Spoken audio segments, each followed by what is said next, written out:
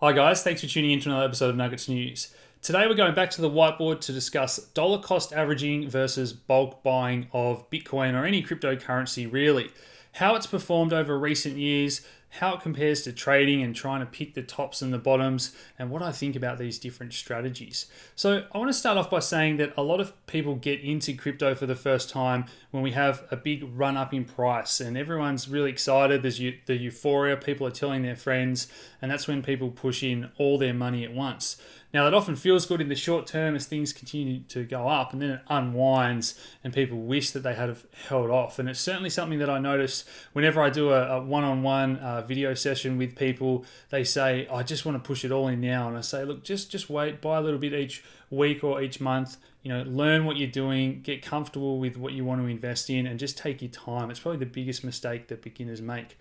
So for this example today, we're going to look at someone that wants to purchase, say, $10 a day versus saving that $70 up and putting it in at the end of the week, the $300 at the end of the month, or just doing $3,600 a year as a lump sum.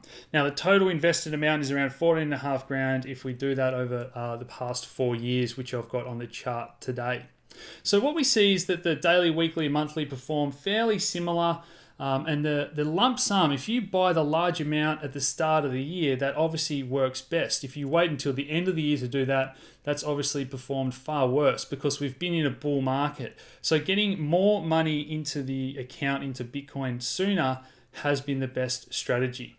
And what we find is that actually peaked at around $300,000 of value.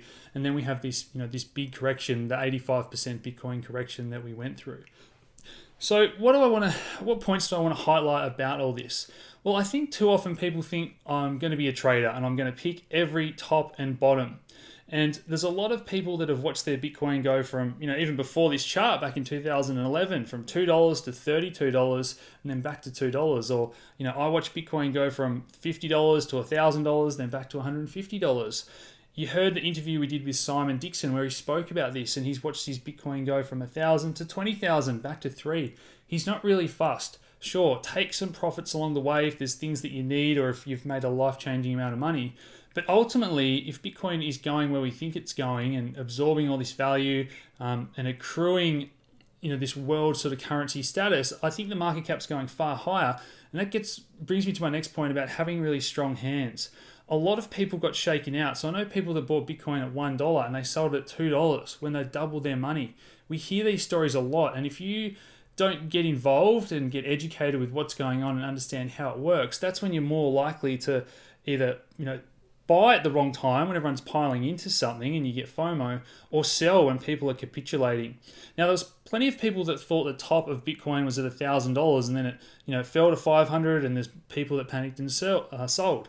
There's people that thought 3,000 was the top, 5,000 was the top, and 10,000 was the top. Now, each time we did have these corrections, 40%, 30% corrections, but these people often thought that we were about to start the 85%, the big correction when they'd sold their coins. And you missed out on the biggest percentage moves, up to 20,000. So I guess I want to highlight that no trader is perfect. And when you see a price on the screen, be it $20,000 or $3,000, there might only be one order or one trader that actually gets that price executed and it comes out on the charts. So over time, what are the chances that you're going to pick every top and bottom? It's absolutely minuscule. So in traditional markets, traders are really happy if they can get within 10% of the bottom and 10% of the top and capture the majority of the big moves. Now in crypto, because it's so volatile, you'd probably say, if you got in within 20% of the bottom, you're pretty happy when we go on these huge moves. Or if you sold within 20% of the top, you're fairly happy. So over time, Bitcoin continues to be one of the best performing assets. There's still lots of room for growth.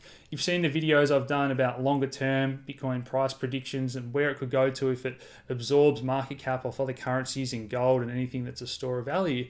So a lot of people, if Bitcoin goes to $100,000, for example, they're not necessarily going to make a lot of money. There's going to be a lot of people that hold lots of Bitcoin now that are going to get shaken out along the way. If we have another, 4, 5, 6, 40%, we had a 50% correction recently.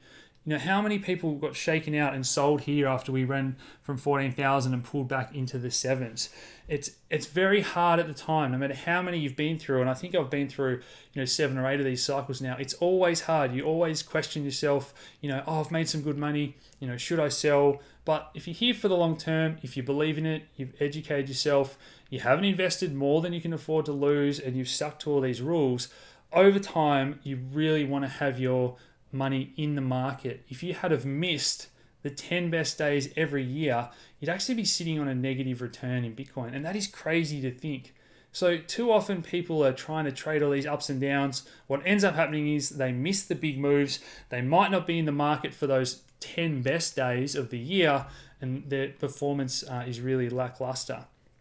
The next thing I did want to talk about is if you are going to trade. So if you can do the courses, take your time to learn, get educated, there are ways where you can improve your performance.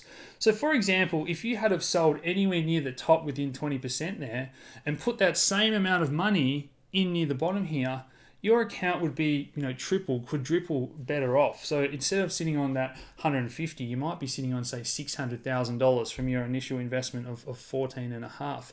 Now that is obviously a lot harder to do in reality than when we're sitting here in front of a whiteboard. So how can we do that? How can we try and pick those tops and bottoms? Now during 2017, we managed to pick these fairly accurately, and I know in 2018, I was certainly one of the people that thought 6,000 was forming around a bottom, and I got that wrong. Now, even if I had have put my money back in at 6,000 after we took some profits up here, for example, you're still laughing once we start off in the bull market. The next correction we have might not be that deep. So it's all about getting a price that you're happy with if you took profits up the top. So how do we pick those tops and bottoms? Well, there's basically 3 techniques, and these are the things that I talk about. So firstly, we have technical analysis, and there's lots of different styles. There's many different types of traders on Twitter or Facebook, even within our group, and we like to bounce ideas off each other, for example. One of the things we've been trying to drill down on is the actual on-chain data. So what are all the metrics these days to analyze sentiment, what's going on around us, if people are fearful and capitulating, and mentions of different things on Twitter, overall emotion in these different groups, but also what is actually happening on the Bitcoin blockchain. Are people that bought way back here moving their coins and then selling? So these days there's a lot more data, and that's going to make it a lot more competitive when we're trying to pick tops and bottoms going forward. We're also working on different indicators and trying to combine those together to let us know when the market momentum is changing on higher time frames, as well as obviously the fundamental analysis and everything else we can do there.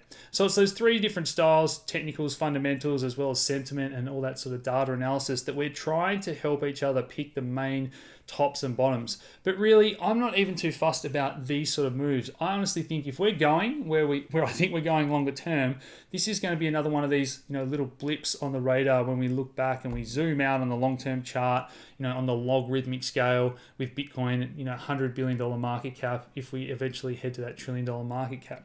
So have a think about all those things. There's plenty of great apps these days to dollar cost average and buy a little bit each day. Maybe you've decided that you are going to buy a little bit each week or each month now, or if you can afford it, do that lump sum up front when you think that we're fearful and in these corrective modes, rather than throwing in more money when everyone's euphoric. And that's what your friends are going to be doing, and I'm sure you can help them out having been through it before. So it's not about nailing the peaks and troughs. It's actually not possible, guys. Think about long term, think about these averages. I hope you found this video helpful. Smash that like button, subscribe if you haven't already, share these videos around, and I'll talk to you again soon. Cheers.